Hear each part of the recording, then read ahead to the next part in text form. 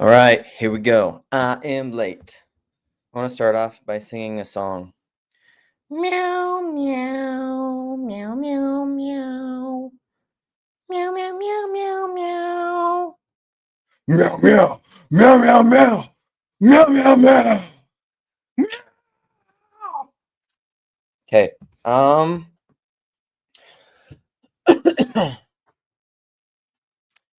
So a lot of what I've been thinking about is Peter Rollins, fundamentalist and mystic, and the like Big Eva kind of evangelical general religious person. Let's say that. It's kind of the poles. And a lot of this is prompted by I was working it out, and interestingly, first I always jump ahead. I am thinking about Mr. Coolman and how awesome you are. I'm going to talk about you. So just chill out. Get over yourself. Sam Spencer, Sam Dispensing, Sammy, sent this idea to me, just playing with stuff, which is all truth is trans truth, playing on all truth is God's truth, obviously. And it's an interesting idea because it's playing with the trans adjective, which is it hot? Is it bullish? I mean, what's going on? What's going on with the trans adjective? Anyhow, people talk a lot about trans things now, but it's very related to Vervaeke's transjective. It's also related to transrational, which is kind of the way that I think about transrationality in a way is kind of everywhere present, filling all things. And in that way, it's kind of related to crystal logic. It is here and not here. It is simultaneously here and not here because logic is binary, right? On or off, true or false. Transrationality is kind of Taoistic. It's like yes and no. And it depends on how you look at it because it's perspectival. That's like Vervaeke's looking at the cup of like, what's his, you can analyze it from any different angle. And then it all, I mean, it's probably related to a little bit to intention and imagination and the purpose for which a thing is being used. But like so here you go. This can simultaneously be a cup that you drink coffee out of. Well, here's the thing. No, it can't. It has the potential to be a cup that you drink coffee out of. It also has the potential to be a tool that you could bludgeon someone with. So it could be a weapon, but it can't be both at the same time. It can in potency, like the seeds of them are both there. Like I could smack somebody up the head with this, but I can't drink coffee with it if I smack somebody out of the head with it. And herein is kind of lies the point, is that I said this in my X post, but like if Rilke's right and the point is to live everything, I have to choose. I have to do one. I have to Jason Almond Tree, this cat in here who just recently had his talk with Mark D. Parker from OnRampRadio.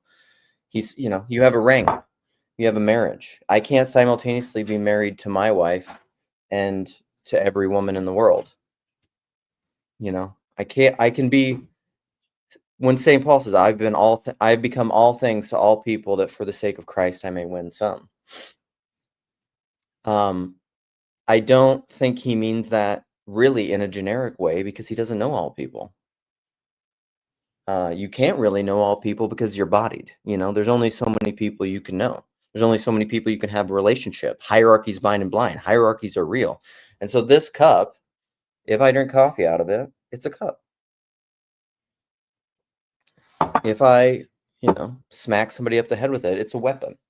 And so I guess this is kind of what I'm getting at with like trans truth, transjectivity, is that in an abstract sense, truth is transjective, right?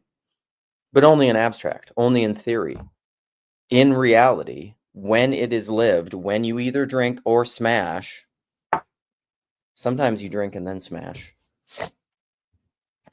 But if you gotta listen, subtle. If you catch my little subtle, inappropriate jokes, you see them. If you don't, you don't. Seeing you do not see. It's all right. It's right. We're working on it. We're working on it. If you don't like the philosophy, just look at my cup. Look at this beautiful picture of my daughter drawing herself as a grandmother. Or just come to disagree. I need good faith opponent processing. I mean, I really don't know how you could disagree with this. To live in the world is to make choices.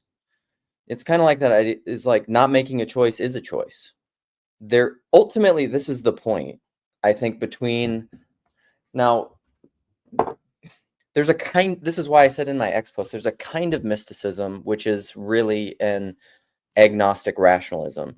You're still operating within the realm of rationalism, foundationalism, objectivism is like, can we know things true or false? It's in this binary mode. And I think the honest answer to that in the arena of rationalism is no. Agnosticism is the proper response to those things, because in order to know things objectively, you have to have all knowledge. But here's the thing. Nobody has that knowledge. Arguably except God, I guess. And then that's even debated, whether or not God has that knowledge, because that's whether or not that's even the nature of knowledge itself. And I guess that's what I'm positing, is that I think biblical knowledge, to know things biblically and within Christian tradition, and a lot of classic philosophy, although I'm not trained, so take it with a grain of salt. Maybe take it with a whole fistful of salt. Just get a pile of salt. Get a pillar of salt. Great Noah Gunderson song, by the way. Or album. It's a whole album, but it's also a song, I think. You have to make choices in the world, and so you can't be two things at once. I can't simultaneously live stream and go to the grocery store. I can't do both at the same time. You have to make a choice. And if all true knowledge comes through initiation, in choosing one of those things, you have bound yourself to that choice. I think that's just how life works. And I don't know that seeing things from the outside is even true. So like, I don't know, let's just take that. I'll probably have more ways to talk about this as I go about it, but let's just take like a practical application to that. So kind of like the a la carte view, and within the rational objective frame of religious tradition or something, and picking your religion, it's, I guess in a sense, it's simultaneously something that you have to do if you are raised in a kind of culture, an authenticity culture, where you feel the need to choose a religion that feels authentic to you, rather than it's just the religion that you're handed, whether it's scientific materialism, because that's a religion, or whether it's Christianity or Islam or Judaism, or not even scientific materialism, just gross hedonistic materialism. You either choose to live into that or you don't, or you choose something else. And then as you are initiated in whatever practice of different rituals and ideas that correlate to that religious practice, you come to know it in a way that you can't from the outside. I really don't think you can know something outside, or you can only know just like little glimmers of it, but you don't know, like, what is it like to have my children and be married to my wife? You can observe me from the outside, but like what it is to live my life, only I know. And it's just how it works, man. So I guess this might be a really short, we'll see how this goes. This might be a really short little monologue. because I don't know that I have a lot more to say about it. And maybe as I open this up and people come in, we'll get into greater conversation about it. But I think essentially to live, to be embodied, to have a body is to be a fundamentalist in the type of knowing that I'm talking about. Because if you can only know what you live, you are a fundamentalist because you are bound to every choice you've ever made. Those are the constraints that you have consciously or unconsciously, voluntarily or involuntarily added to your life. There are a number of those things, part of that is the thrownness of things that you're just given, the gifts that you are given that you did not have an active choice in. And that's just the way it is. You can't will for it to be otherwise. You can make choices that can hone that in certain ways, but that's just the way it is. So that's my new and I suppose that's I don't know if that's what this is the last thing I'll say, and then I'll open it up. I don't know if that's what Peter Rollins means by his and I'll quickly recount this, his parable of the mystic, the general religionist, and the fundamentalist. Because the brief story is all three of those people die. They go to heaven. They're being judged. The mystic goes in his judgment. He's in there a very short time, and he comes out and he's like, of course I was wrong about everything. And that is the kind of agnostic rationalist that I'm talking about. Of course I was wrong about everything.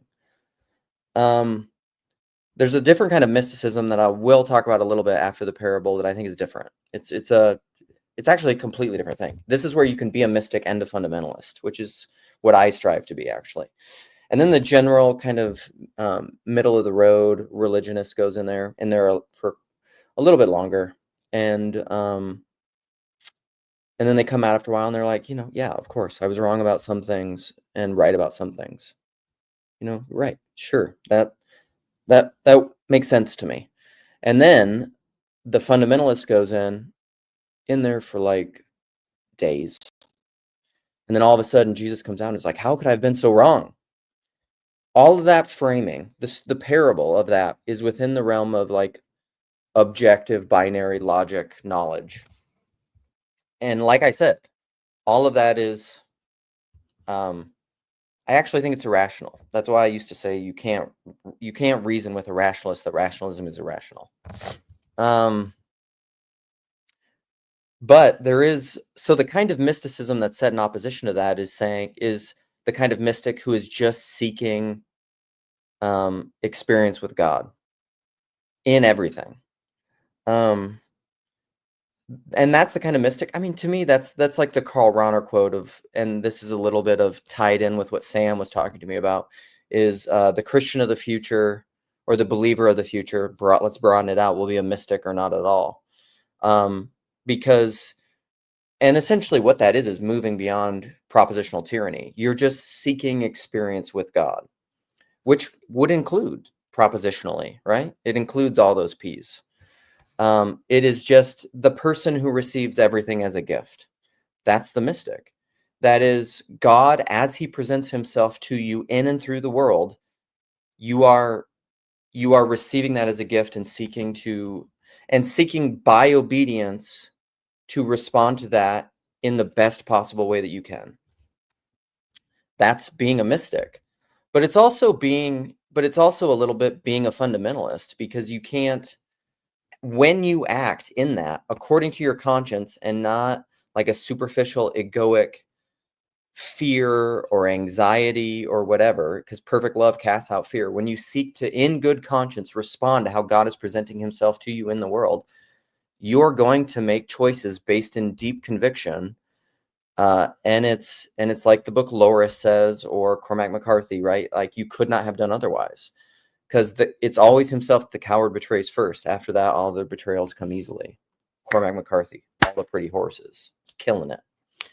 Or it's the kind of mystical fundamentalism of Franz Jägerstätter in A Hidden Life. It's not the kind of fundamentalist that seeks to colonize the other and dictate what everybody else is doing. It's just the kind of fundamentalist that just says, I have to do this. Like, I have to. The Spirit of Christ compels me. I have to do this, or the Spirit of God, or the Spirit of whatever. The Spirit of, I have some deep resonance that I can't even name, and I have to do this. And not based in fear, but based in conviction and love and willing. Because, right, love, Noah, President Foxman, love is willing the goodwill of the other. And that can take many, many different forms. It would be impossible to formulate. So that's a kind of fundamentalist mystic, I think. But it's not someone who is, it's not playing the rationalism game. It just really isn't. It's playing the game of obedience and conviction. All right. I think that's all we need. I'm going to open it up, and I'll go like maybe an hour, which is giving us a little 44 minutes, let me pen this bad boy, and then I will look through comments, and people come in and play. Also, I don't know if I should I talk about this? I will talk about this. No, stop it. Stop. God, terrible. Okay, pin my message. We already have a fish on the line. Who is it? Put your bets. Put your bets. If you're right, I will give you five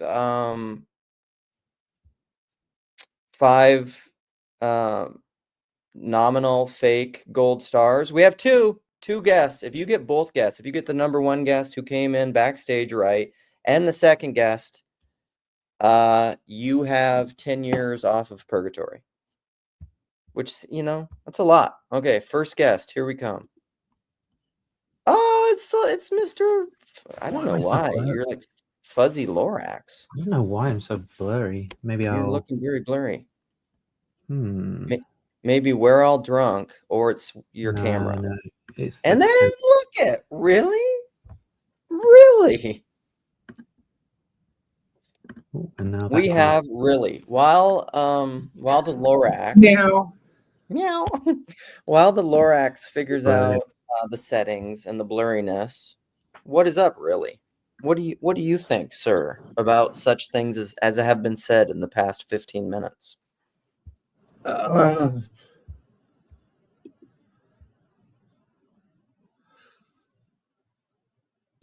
think many people are disconnected from their heart, and I'm gonna do a long spiel on this at some point in the future. I call it the wall in the garden, or the difference between personality and essence.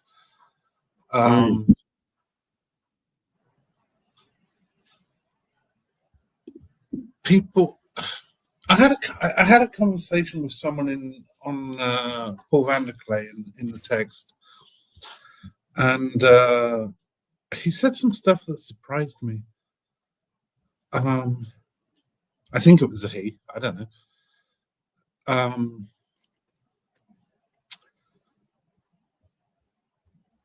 And it got down to thinking God and feeling God, and the difference between the two, and how that had been a big hang up for him, he's, or whoever it was. And then we got into why people get disconnected from their feelings, which is, I mean, for me, this is the most important subject that I've been pondering for like 20 years. Why people get disconnected from their feelings, and why people just think God and not feel God. And the trauma that produced this outcome, and how to heal. So this is my big thing. This is what I focus on. So I think I'll leave it there. Okay. Yeah, I think so you're talking about feelings as connection to the heart, like the core of the person and who they really are, not just our passing fleeting emotions. Yeah, but also so personality in terms of the clothes we wear and connecting with other people's clothes instead of what the deeper rooted thing is, who they really are. Like, you have a moustache, I can judge you on your moustache, but that's really not who you are. Well, maybe it is. If you were, I mean, people seem to like it. If you were to judge, maybe I should just let people judge. I think you wear it well. Yeah, because people, everyone except I'm wondering if I should just like really grow it out long. I don't know. My wife has to like get used to it at every phase, and it's like part of me wants to just like really Sam Shepherd it. You know what I mean? If it's long enough for her to grab hold of it, she'll start liking it. Trust me. Oh, wow. Oh, love it. Yeah, you do have a really great beard. You're just like, I guarantee over there in Georgia, like when you're out on the street, do people just assume you're a priest? That's a good question. No, because they're used to the kind of black dress thing. Yeah, the cassock. Yeah. And there's a lot of priests in Georgia, so it's not like, nobody's ever seen a priest before. They're everywhere, and they've all got long beards, and they all wear these black dresses, which probably have a name. And I don't mean to disrespect the black dresses, but whatever they're called, I don't know the name. Cassock, is it? It's a cassock. Yeah. Okay, so they wear cassocks. Yeah. James Beard Award. You get it. I like, if I ever come to New Orleans to visit you, friend, I will probably research restaurants, and James Beard Awards will be one of the metrics that I use. All right, you get your stuff figured out there, Lorax. I think Grim Grizz said that it's focusing on your background face and not your face. So that's maybe not a face that's with me, unfortunately. That's actually a virtual overlay, so it's not that. I mean, it could be focusing on the wall behind me, but oh yeah, this is too technical for me. I figured, listen, when the world gets to the place where I give Nathan advice on internet technicalities and screens and how to stream, something has really gone wrong. I can do this so you can see me in my bed, but you can't see the dog asleep next to me. But okay. What do you have? Are you ready? Are you prepared to talk about your thoughts on mysticism and rationalism and incarnation? Or yeah, I've not got long because I've got to go to a meeting in 5 minutes. But I mean, I think that my views are close to the conclusions that you sort of reached, but I think that the way that I would tie it all together is very different, so a lot of people hey, there's a bigger Labrador dog there. hey, I'll see if I can show the puppy actually if people want, but you'll listen, I don't have pets, and people really like pets, so I'll use you guys for your the pets. camera though, because I can't but he's here asleep. Yeah, I think that there is I think that this idea of religion being about theorizing is completely mistaken. I think it's I mean, in part incredibly impious. Like, some of my objections to this are theological, that I don't think religion is about producing theories. I think it's about trying to make the world more just and trying to help people, help the poor, help the weak, help the needy, and reform our own moral character. Mm-hmm. And I think that the ideas that some people have of trying to theorize just come out of some weird kind of insecurity to the sciences, and then people engage in a kind of what I consider to be blasphemy, where they turn God into a theory rather than a kind of thing that they try to relate to, a person that they try to relate to, essentially. Now, I think that mysticism provides a set of practices where people can relate to God, and that gets people out of that mode that people in the West are often very in of trying to theorize about religion and make it kind of some kind of pseudoscience or something instead of religion. But I think part of my criticism of what's going on with the route you took to get to a very similar place is that I see people like Viveki and Pajot and others as providing still this kind of quite bad pseudoscience, basically, to try and get people to that place. I just don't think any of that is needed. And I think that if you are to hold on to that stuff and claim that it's like philosophy, I just don't think it stands up to the test. I think it's like bad philosophy, basically. But that's a separate part to what I think religion is about, because I don't think religion is about having debates over those things. It's about how are we going to make ourselves better, like actually, and how are we actually going to help like people who are suffering around us as well. Yeah, I think I agree with a lot of that. I don't. Part of what I'm trying to get a lot better at is and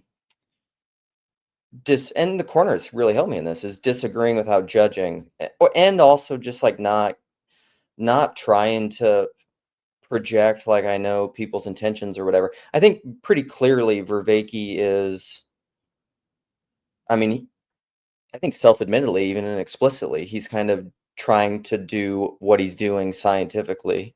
Although I think he's well intended in that. It's just like I don't have a lot of faith in education within that spirit or mode or world, whatever arena. Sorry, Luke, I'm going to have to drop off this meeting, not to be rude, but if you're still on, I'll come back afterwards. But okay, no problem. All right, see you, buddy.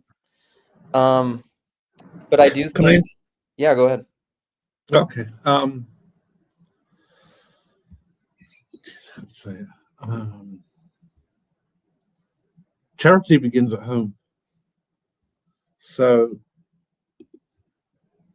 it's a lovely idea that religion is, let's help people, let's be good people, blah blah blah, all that crap. Starts with theosis. If you can't help yourself, you're really not qualified to help anyone else. So yeah, start there. Well, that's the whole like take the log out of your own eye. Yeah.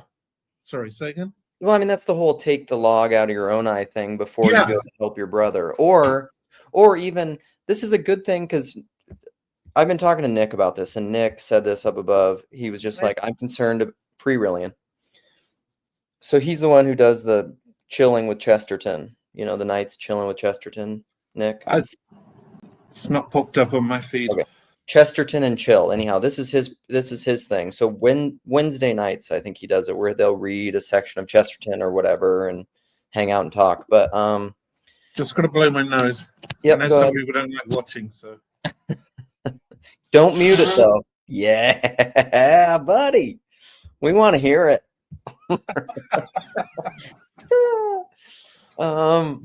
So I think that the taking the log out of your own eye, because I don't know, I want to believe that, because we say that all the time in the Orthodox liturgy. We say that every week is, we quote the St. Paul thing that like, I'm the chief of sinners. Like, I think it's really hard to do any kind of concern trolling when you believe that you are the chief of sinners. Like going around fixing the world and telling everybody else what to do. Like you got a lot of work in, like what you were saying, in your own house, cleaning your own room, taking the log out of your own eye. Like that's just, and that isn't like that isn't selfish in the sense. It's It's like with Jordan naivety. Peterson. Huh? Naivety. It's like, To try I to think fix I the can world? tell other people what to do, even though my life is shit. It's like, no. You fix your own life, then maybe you can talk to other people how they should fix their life. But you can fix your own first, otherwise you're just talking bullshit. Well, and even, I mean, I'm trying to think about this, but even Jesus in the Gospels, I think he was pretty hesitant to even tell people what to do. Like I think people had to really push him to get him to tell him what to do. You know? Yeah, that whole turning water into wine, he was pretty hesitant about that, as far as I understand. Well, I mean, his mother kind of sure I want to go there. I'm not ready. ready. Oh, damn it. Okay, fine. His mother had to goad him a little bit, and and then like even with the rich young ruler, it's kind of like he came to him and like, what must I do to be saved? And he's like, you have the prophets, you know all these things. And then he says, okay, I've done all these things since birth. I've kept all these since birth. And so he's like, oh, okay, well, I mean, and I don't even, that passage is just it's so great because you can just take him. I think you can legitimately take him at his word and just say, like, I don't think Jesus is trying to be snarky or whatever. Maybe he is. There's many different ways to read it. But he's like, okay, well, if that's all true and yet you want more, yet you're seeking more, then this is what I read that slightly differently. Yeah. What the rich guy is saying is, I've mechanically obeyed all the rules that I meant to, and it hasn't produced anything. And it's like, well, mechanical will not get you up to heaven. You have to be conscious. That's how I read it. I think there's probably some truth to that. I think there's probably some because he felt like he was still lacking something, and so then that's where he said, all right, well, sell what I see that is maybe holding you back is these possessions, so go sell everything. But see, that's the thing, is like that's where it's relative, because I don't think that means, and my priest said this to me, that doesn't mean that everyone has to sell all their possessions. Jesus wasn't giving like a generic everyone has to do this, but he's like, I think you have to. All right, let's welcome our new people. Alan, you ready to rock with your listen? Did I put that post about sweaters and then you went and bought that sweater? Is that what happened? Actually, I had to Google what a sweater was because Luke is my teacher, and I was like, what does this? What are the words? Can I go to the Greek for sweater? Can we go into the Koine for sweater? What does he really mean by this? When you say buy a sweater, what do you mean go by and buy sweater? A sweater? You know, go and learn what this means. Go and buy a sweater. It means don't wear it in the summer. Yeah. So. Okay. Yeah. I mean, I'm just a big fan of this topic in terms of like it happens in Bible study all the time, and if you take everything in the Bible and you try and write down a rule based on that, what have you done? You've just reestablished a new law, which Paul is very clear we're not under the law anymore. And like that's always taken to be like, oh, everything's permitted, and like Paul addresses that in sort of a vague way, like where he's like, by no means, but what, to your point, what he's doing is creating a space where it's like, you have to be the one who interprets what you need to do. You need to be the one who decides, like, how should I act in this situation? And if you just extrapolate from the Bible and just make a list of rules, then you're still just under the law, and you're just in a new, shittier version of the law, because you made it and you decided, like, oh, this is what I think, And so, this actually gives you the room to be Christ-like, to be like, I think this is the right thing to do, and I'm going to do it even if it's painful, because this is what I think is right. And you're going to mess up and be bad, and your answers are going to be terrible, but it's like that's where grace abounds, that's where, like, Christ has mercy for you. But anytime you just say, like, I'm just doing this because I'm not going to do this on Friday, I'm not going to eat this on Fridays, I'm not going to do this, I'm going to blah, blah, blah. It's like you're just establishing a new law on your hearts, and it's like you're not actually making room for your own ability to discern like what is right and to do it. Yeah, I think that's well said. And by the way, I'll plug, not that as if anyone needs that here, but PVK I think released his full conversation with Marcus Shera to the general public, of which I became one because I stopped. My wife the other day is just like, are we gonna just keep doing this recurring payment to Google for you to be a member of Paul's special group? And I was like, probably not. I don't need that. But in that, to your point about the law, it makes me think of Marcus. I mean, a lot of it's about economics. Obviously, he's an economist, but they speak to that point very well. Is that law trap is so, like, isn't there? It becomes this thing. It's like you make a rule, but then you can't make. Anytime you make a new set of rules, you're just under rules. And so then it's just rules and then rules and rules. And that's not really what freedom is. Like it could be governed, like St. Paul says that it's a school teacher. It's meant to guide you and help you and shape you, but it's not an end in itself. Like the end in itself is actual holiness, which I think we all know intuitively. Like any of the greats aren't just following the rules. You don't just practice the scales so that you can play the scales forever. You practice the scales forever so that then you can break the rules of the scales and create like brilliant pieces of music, you know? Anyhow, Ian, what up? Yeah. What's up?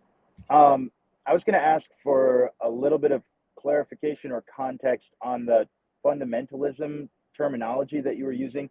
So I've been listening for the whole time, and I just wanted to know what you, Luke, meant by that. So I guess classically, I'm toying with the word a little bit because I think the way on first blush that people hear fundamentalist is someone who is, I think they'd probably hear that within the realm of like a rationalist, like all that stuff that we've been talking about is just like they're very dogmatic, doctrinaire, like these particular ideas that I have about whatever religion, politics, the cleanliness of my house, whatever, like these have to be adhered to, not only by myself, but by everyone else, and really probably by everyone else. That's the kind of fun, King James only. Like if you're not reading the King James, like that's not even really the Bible. That's the kind of fundamentalist that I think people think of. What I'm talking about, and I don't know if this is what Peter Rollins in his parable is kind of talking about, that kind of fundamentalist too. But the kind of fundamentalist that I'm talking about is the one who is hot or cold. Like they are making choices and living and dying by them. And not in like an abstract way. They are binding themselves. I'm almost equating a fundamentalist to like being radically incarnate and just like making radical commitments in your life. Like in my sense, like somebody who is like in a very Mark D. Parker way, like I'm marrying this woman and I'm dying on this hill, like over my dead body. Will I get a divorce? Like that's a fundamentalist because they're just like, I'm doing this. And they're not doing it in a way of like, you actually will have to probably be very anti-rationalist fundamentalist to make that work, because otherwise your wife's going to want to divorce you because you're going to be an asshole, you know? It's funny because I think we've been talking about even like a little bit of epistemology, like how do you know something, and what it is to know something. And so it's your fundamentalism is sort of like correct fundamentalism, which is like that's how we all think, right? Like if everybody just fundamentally got onto the same page as me, then they would be doing it correctly. But anyway, I do Peterson Academy, and there was an interesting comment on a lecture that was talking about Rousseau, and the guy was getting into Rousseau's sort of understanding of feeling as a necessity for theology. Like you must engage with the world through feeling in order to have some sort of true sense of God. And I think that's pretty interesting because this is almost, it's just very relational. And so I kind of tend to agree with that. But the guy that put the comment up was like juxtaposing that with Kierkegaard's like leap of faith, and a little bit of a Rousseauian understanding of like when you make feeling your God rather than feeling sort of, we talk about icons as like a way to God, then you move into, he was using Vervaekian terms like mythology, where it's like you are limiting your ability to actually interact with what's real, and you're sort of withdrawing from participation in the world. And Kierkegaard says, like, you need to push through that and sort of like, take your leap of faith and try something that's difficult. And so I think that connected with what you were talking about earlier about the way in which we must choose and we must act and we must participate in life.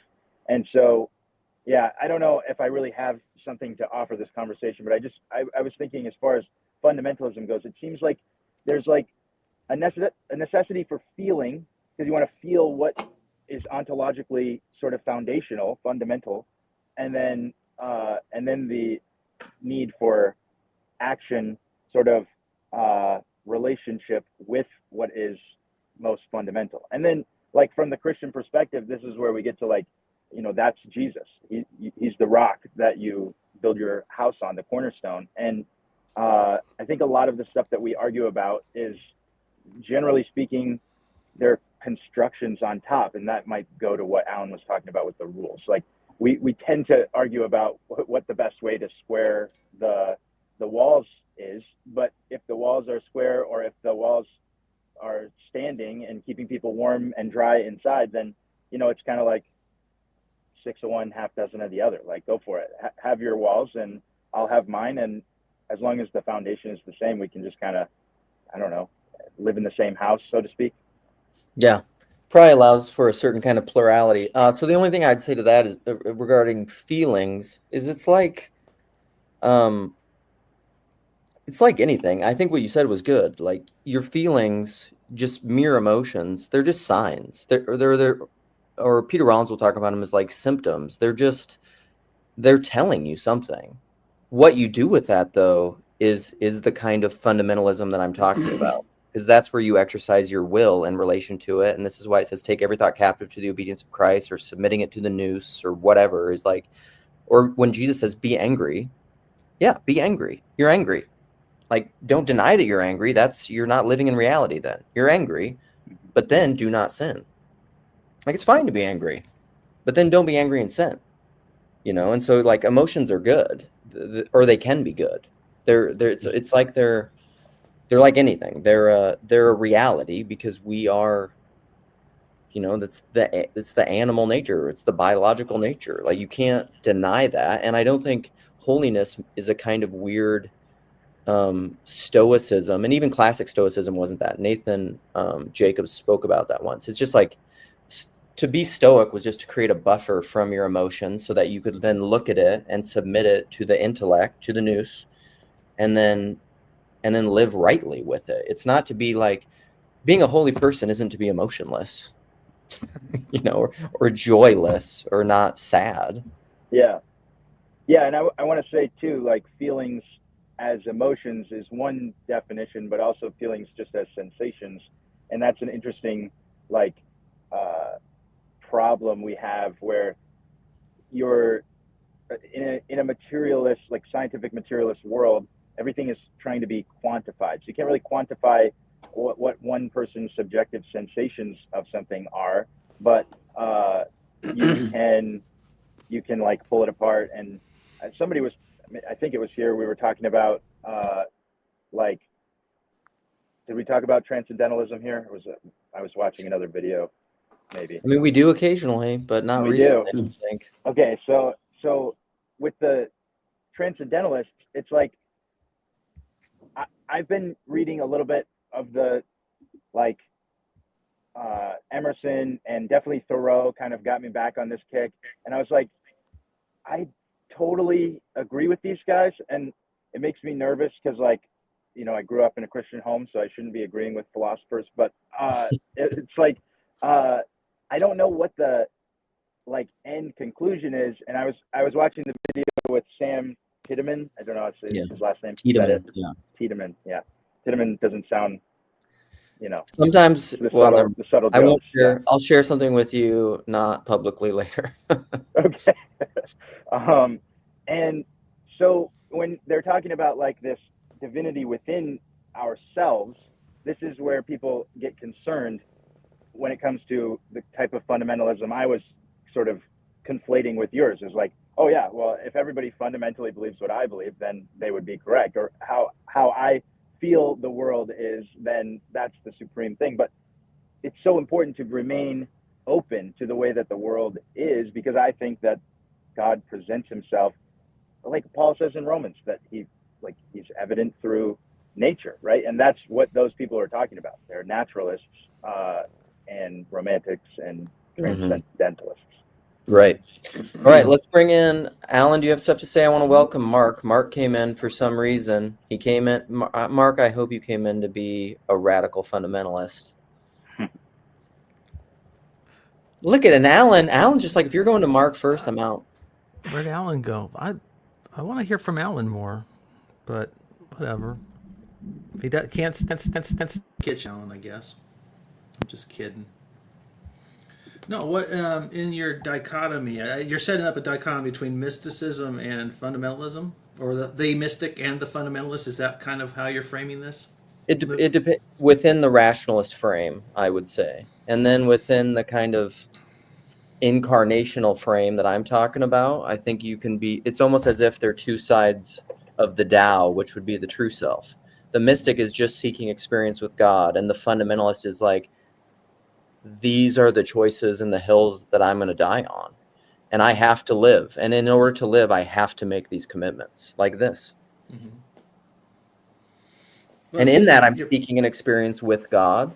And so like those two things aren't in contradiction. They're only in contradiction in like the abstract rational mode, where it's just like agnostic. We can't know anything. And like, yes, we can. And my way is the right way. And everyone needs to be converted to me. So you can see that you can be rational without being a rationalist.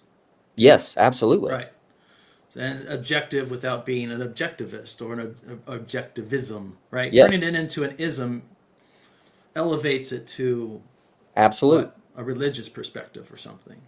Or like a kind of closed Ouroboros dogmatism. And then I think that's when you get the colonizers that ends up in concern trolling, because we're just like, listen, if people don't get what I'm trying to say, the sky is falling, the sky is falling. Right. But you obviously see a virtue to saying that, because you repeat many of your same points again and again and again. Yeah. That's why I quote the great Rob Bell with, God is he about whom we must never speak, and we must always keep speaking.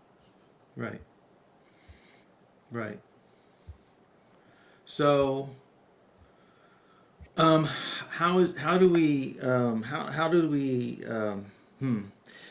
the meaning crisis, this is one of the things that's been I've not heard anybody call it the meaning crisis lately. It's that language is slipped a little bit into the background. Would you agree? But the issue is still there. I don't think people are talking about it a lot, and I don't know why, but it's very related, because I talk about it some, because meaning is the difference between, you actually just made me see that connection. Meaning, that's the difference between the information economy and the meaning economy. The meaning economy is the fundamentalist. That's just like, this means something to me, and so I must act in the world. Like, meaning is acted upon, whereas like information is meaningless. Like, what does information mean? I don't know. It doesn't mean anything until you act on it. So, but when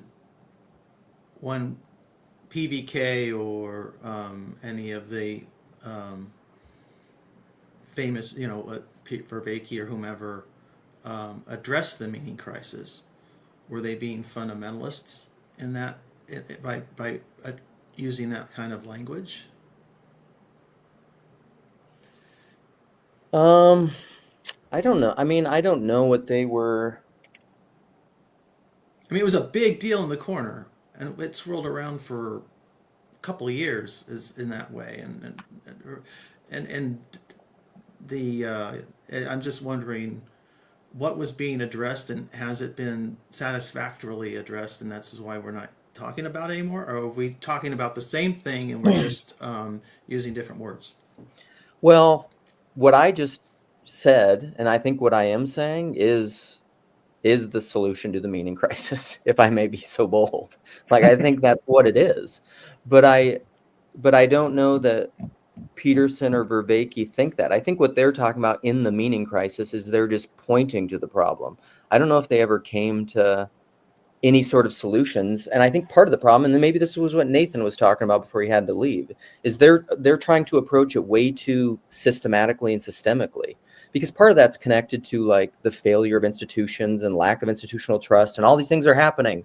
So like, what do we do? Well, meaning crisis, what does it mean? My thing has always been like, you can't fix it at that scale. I mean, this is why I'm a Christian anarchist. It's just like, what I need to do is live Fix within, yourself. yes, and live within my convictions, and try to not be an asshole to my kids. I need to will the goodwill of my children and my wife, Right, and part not of be that, self-righteous. but as I've heard you talk in the past, I don't think I'm revealing anything privately, but as I've talked, just stop me if I've said something wrong, but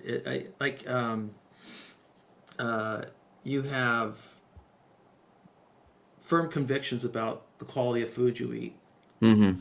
and the conditions under which the items you consume are manufactured, and around farming and so on and so forth. I don't want Food chains and stuff.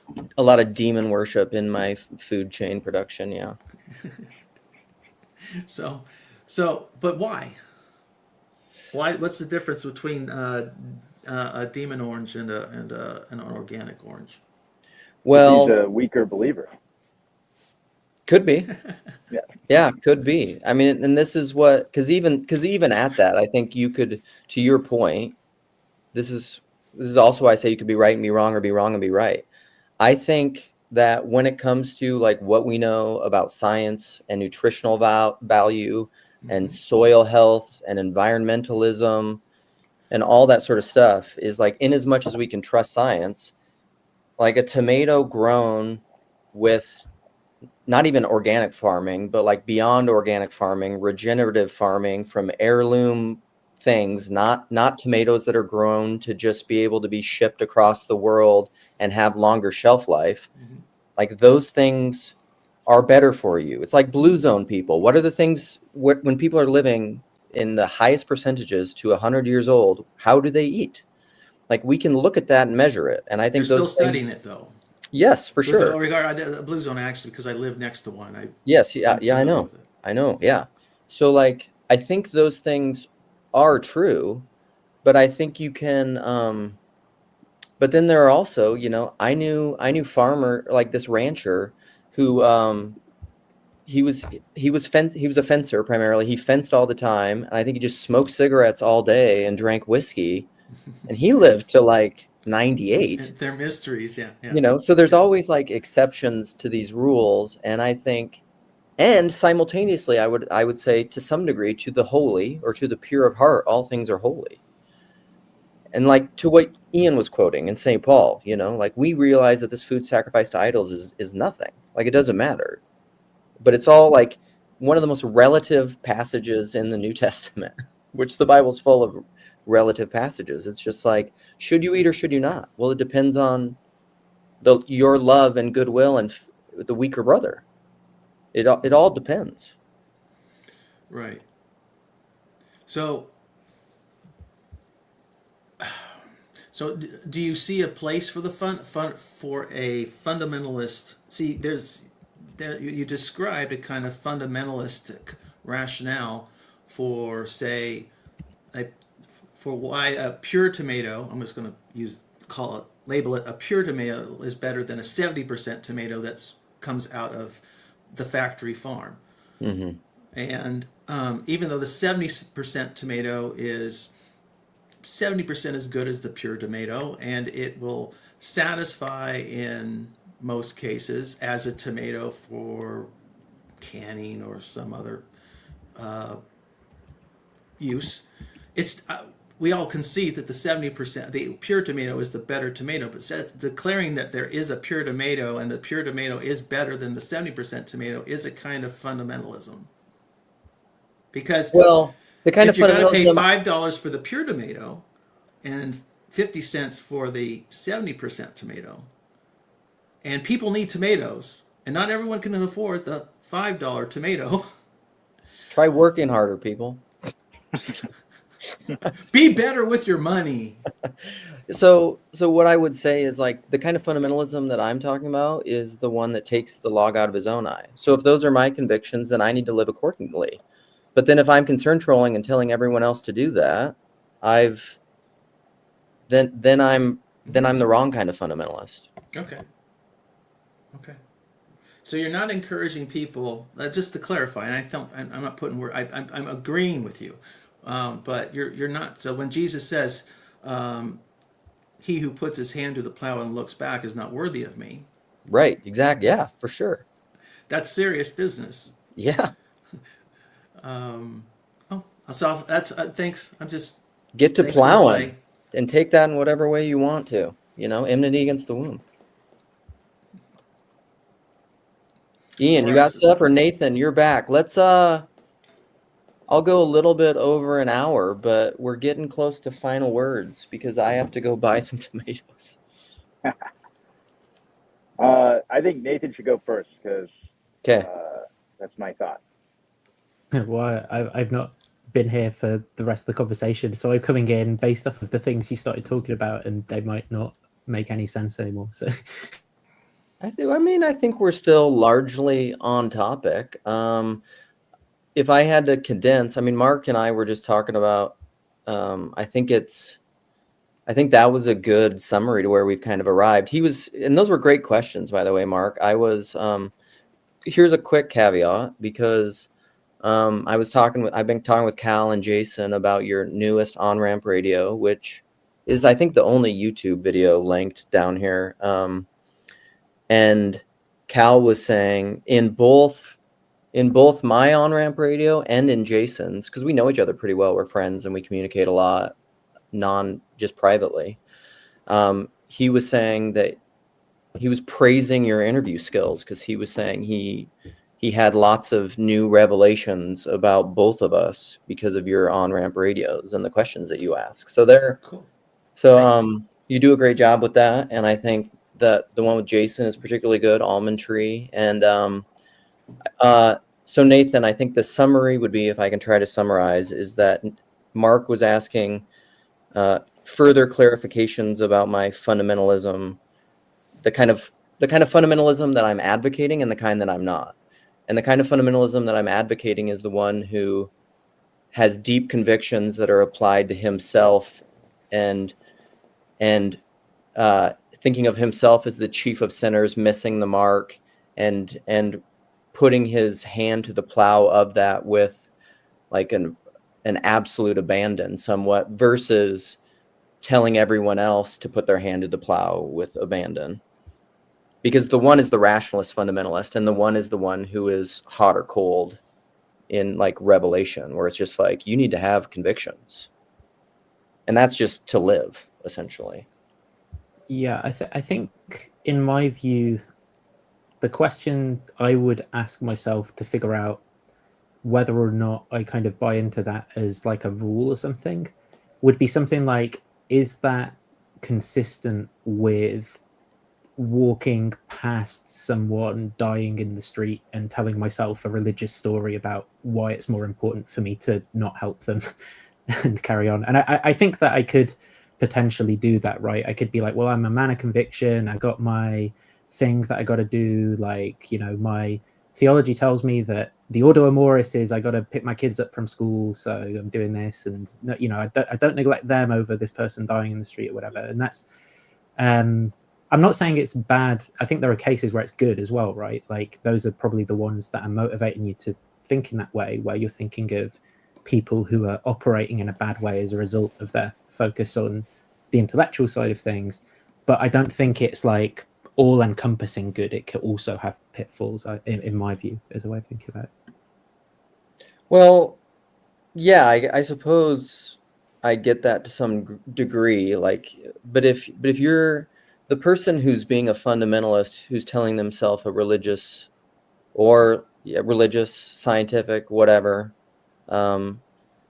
narrative that makes them not help the dying person in the street, I think that thing is coming out of a whatever is really I mean, this is Jordan Peterson. However they are acting in the world is their religion, consciously or unconsciously, and no one from the outside concern trolling them or telling them that they ought not to live that way is going to make that change, especially if they don't trust that person. So like, however, whatever's going to make that person actually care for the dying person in the street, I don't think that we can manufacture that change. It doesn't mean that we maybe shouldn't say something, but I guess I would posit that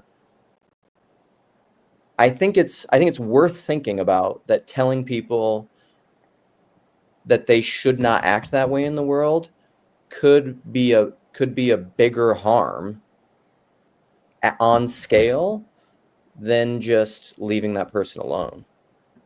I mean, it certainly could, but what do you say?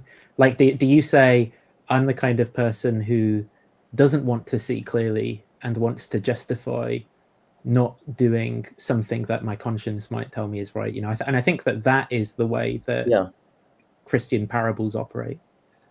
Yeah, I would probably agree with that. I gotta go, so I've got a final word. We don't have to start doing those on my account, but this is mine. It snapped together for me that we should act as fundamentalists to that which is fundamental, and we should act as mystics towards that which is mysterious. And so, like, we can engage mystically with the things that are beyond our current understanding, and endeavor to learn and relate to them in a way that grows our understanding, or even just whatever that grows us. And then the things that are fundamental, without colonizing other people, I think that we can hold those things to be fundamental to our lives. So I guess I don't quite maybe have the time to put that into practical terms, but like that's what you're talking about with conviction. Insight Incorporated, today's episode, we just talked about that. We need people that are willing to be martyrs for the things that are mysterious and possible, like moving forward in the world. And we need people that are willing to be martyrs for the things that are fundamental and have been established traditionally. And so it's like there's a need for both. And I think that's the joy of these conversations, is trying to identify a middle way, or at least define what the poles look like and how they relate to one another, because I think that they do. I think that to think of this dualistically in opposition to one another that's not the conclusion that I'm walking away with.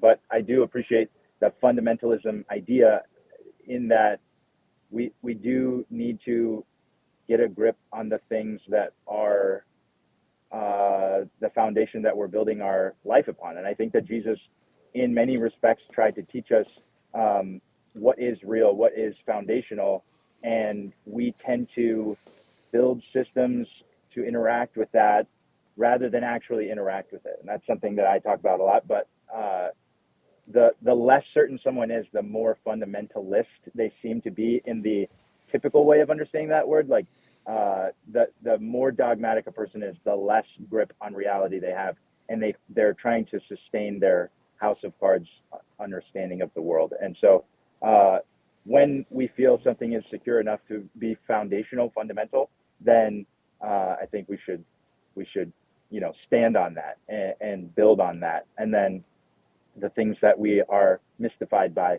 we should continue to maybe pray silently with those things. All right. Thanks, buddy. Thanks for coming up. I put in the live chat is Ian's new video and his channel. Go check it out. I'll maybe check out some more of those today. Thanks for coming, buddy. We'll see you later. Thanks, guys. Bye. Yep.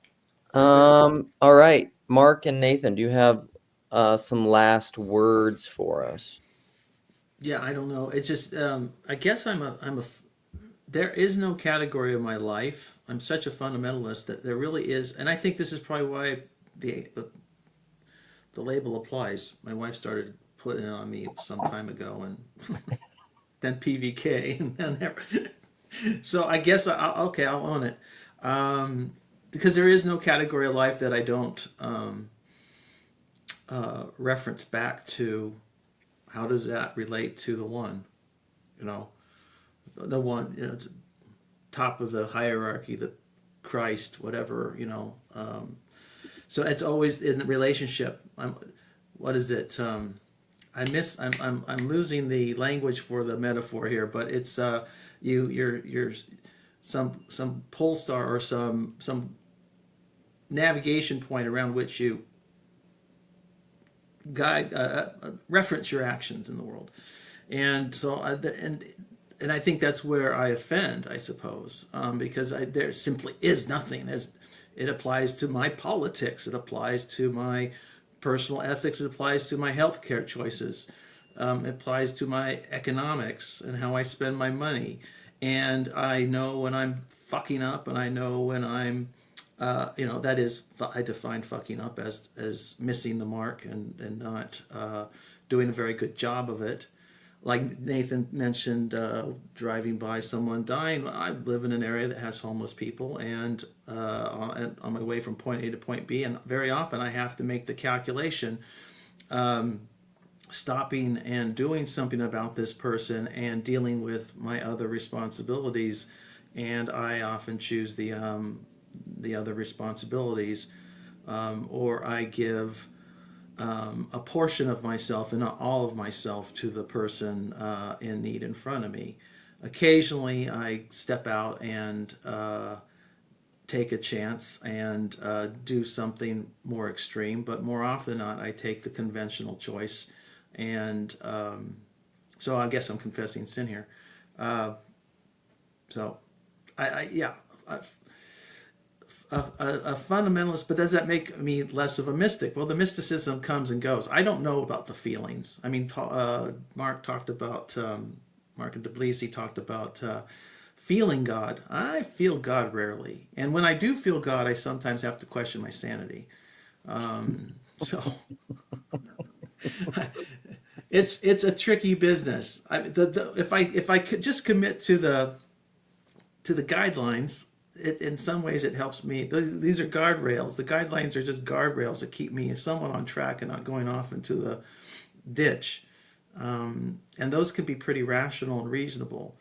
The feels, I don't know. Lots of people have feelings, and it doesn't keep them out of the ditch. That's thank you for that. But like, I put in the comments other thoughts if people want about like what you were talking about, because I don't want to start the rabbit holes. But this is the weird thing with Christ, the Tao, and God being everywhere present, and like, where will I go to escape your presence? Is God is present in your feeling of feelings and in the absence of them. So like, when God is not present, that's the way he's presenting himself for you as a gift. And then if you receive that gift appropriately, like, that is how God is presenting himself to you right now, by his absence. Mm-hmm. Yeah. And so I don't really let myself be swayed one way or the other by how I feel. I know that if I'm feeling particularly down or particularly lonely in the world,